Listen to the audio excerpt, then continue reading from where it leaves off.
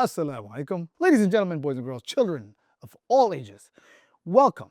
We, in the past, covered the letter, or me asking the question, have you seen the letter seen? Or have you seen the letter sheen? But if you have seen the letter sheen, that means you saw it. And so today, we're going to be covering the letter Sad. Now, you don't have to worry about how to pronounce it. That's not the focus of today. But just understand that if you see this, you saw it, or you saw it. Now, what's the easiest way to kind of think about this? If this was a handle, that would be the blade. So if I were to do a traditional style of handle, right? And then there's a saw, right? So it's kind of like that. Now imagine it didn't have the top part and we have a handle, right? And then it literally just has that. And now, but it's serrated so that you can cut through wood. So that's what we're looking for. You're basically looking for a big fat handle, boom, right? And it might have a big round bulgy blade. And so that's the letter saw. First we looked at seen, and now we're going to be looking for saw, seesaw, right? And so 6, 7. Anyway, how does the letter sod look like at the beginning, middle, and end? Well, first in the beginning, it's going to have the handle, right? And then it's going to connect, just like that. That is actually a bit of a sloppy saw. So let's try that again.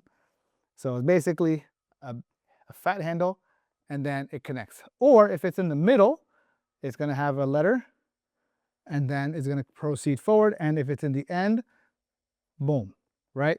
It might not actually be that big, but let me try that again. Now, for those of you who are learning to write this letter, you might find it a little bit difficult due to the fact that it requires a little bit of curviness, finesse, free-handedness. It's okay. Let that wrist roll. So this way you can get the nice, it's almost like a cursive letter in comparison to most of the stuff that we've been writing up until this point.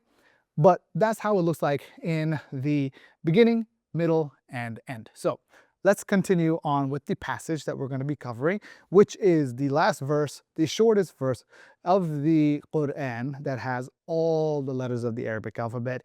In this video, we are going to be looking for the letter Sad. So the question is, first you've already seen, now you're going to be sawing the saw, Sad.